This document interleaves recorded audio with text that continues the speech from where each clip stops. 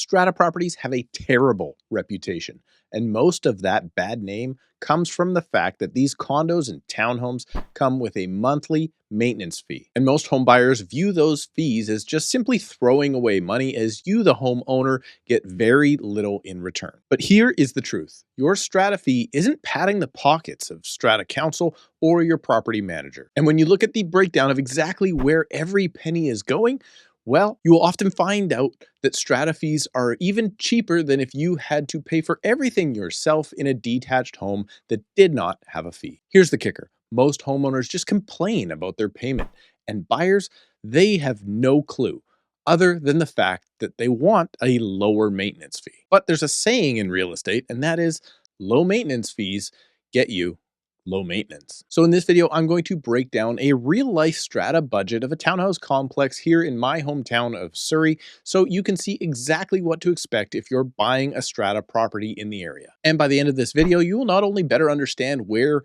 each penny of your monthly strata fee is going, but you may actually appreciate some of those fees just a little bit more, and then hopefully you can cut your strata council just a little bit of slack. However, really quick before I get there, I'm a real estate agent here in Surrey, so if you need help in my market and you're trying to understand what it's like buying or selling a strata property, well, you can book a call with me right now using the link in the description below, or just subscribe to the channel so you can stay up to date on the local market. And now let's get on to the always misunderstood and often demonized strata fee. So as mentioned, this is a real life budget that I took from a listing that I saw, and this is a townhouse complex.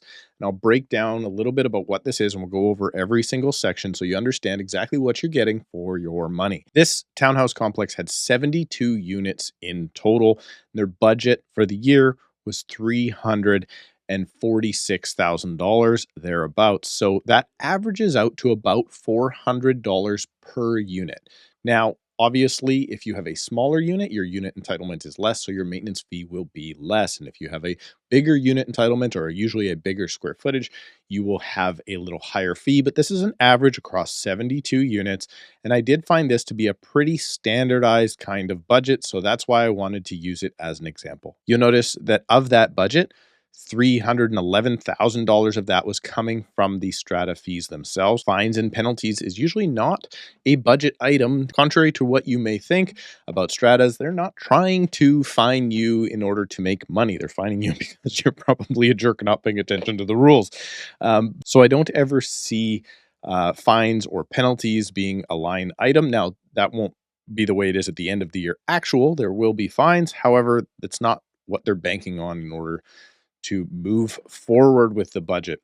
Interest, hopefully if you have some sort of money in there, there will be some interest. Now that interest rates are high enough, you have an operating budget. Hopefully your strata will make a little bit of money off of the interest. And then there's hopefully a surplus coming forward from last year's budget, unless they spent all of the money. 89%, or let's call it 90% of this strata's budget was strictly from current strata fees. So now let's go down and look at the building and grounds expenses. So I have this broken out in the actual budget of this particular strata, and then the percentage of the budget is this second line. And then the third line that I have down here is if this was your average fee of $400, this would be the actual dollar amount per month per unit going towards such a thing. Now, starting off with electricity. Now, this is a townhouse complex, so they don't have a lot of interior electricity, or probably even that much exterior electricity, maybe some street lights and that sort of things, or the clubhouse. If you have a condo unit, this electricity is going to be a much, much higher dollar. Now, water and sewer here in the city of Surrey, in most townhouse complexes, the water and sewer is paid for within your strata fee, which is 40 something dollars per month. If it is not, most condos and some townhouses, you actually get a city utility bill of an extra $700 or so per year. So it's very important that if you're buying a property anywhere in the Lower Mainland, find out if your water and sewer is in the strata fee or out, because you might think you're getting a better strata fee and you're just paying the city more later on. Landscaping is a large portion. This was a townhouse complex, so everybody has yards and there's lots of gardening and that sort of thing that has to happen. So 13% of your monthly bill, or $47,000 per year, goes towards landscaping. Now, personally, I live in a detached house. If I could get my landscaping done for $54 per month, I would absolutely love that. I cannot get it done for that much. Then there's some landscaping improvements. This will be like, I don't know, a tree dies, they got to replace it. Irrigation maintenance, most of these properties are going to have some sort of watering of the plants. $5 a month doesn't seem like too much to pay for me. Fire protection, sure. Garbage and recycling. This is another thing that will be dependent upon the city that you are in, whether or not you have private garbage or if you have city garbage. $29,000 per year, or almost $34 a month to get your junk taken away. Pest control, there's no getting rid of needing pest control. There's always going to be mice or rodents around. It's just part of owning a property, no matter what type of property it is. So they've budgeted $4,500 per year. Maintenance and repair, $20,000, $21,000. Now, this could be anything, any type of maintenance and repair. This could be fence panels falling over. Who knows what it is? This is not going to be large items like getting decks rebuilt or anything like painting the outside. Those would likely come from levies or contingency reserves in the future. But you're setting aside $25 a month, which I think is reasonable for every owner, for maintenance. Doors and locks, that's kind of a non-item. Dryer vent cleaning. This is something that drives me crazy every single year when I own a Strata unit. But yeah, they got to come through and clean out the dryers and the dryer vents, basically, or the venting to the dryers, to get all that lint out of there, because it's a massive fire concern. This is something that people in detached homes never do. They never get their ducts cleaned properly. They never get their dryer vents cleaned properly. And it is a legitimate fire concern. Snow removal of $6,000 per year. Window cleaning of exterior windows, $5,000 per year. Makes sense. You're probably not going to climb up to your own second or third story window in a townhouse complex. And then odds and ends and supplies. So to keep track of the building and grounds, you have almost half of the expense of the overall year. But then we get into general maintenance, or general expenses rather. Sorry, this is where things start to stack up and you're going to see the biggest line item, and it's always the biggest line item. We'll go through it here. So management fees. You could have a self-managed strata. Personally, I've owned in self-managed stratas. They, in my estimation, my opinion only, are never as well run as a property manager running it, because then you are relying on owners to keep up to date on the Strata Property Act and all the different things that they have to do, collect the money, pay people, get contracts. I think a management fee is very much worth it. That's $26 each per owner per month, or 6% of the bill. Now, this is the big one.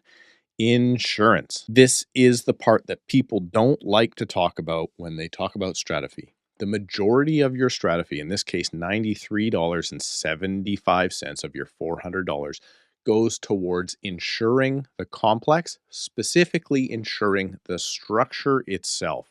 So if the building burns down, that is the strata's insurance. But you then also need your own insurance over and above this for your own contents improvements and liabilities. So $81,000 per year is not an uncommon amount that I see somewhere anywhere between 60,000 and I've seen, $120,000 or $200,000 for these large insurance policies for these large condo concrete buildings, that sort of thing.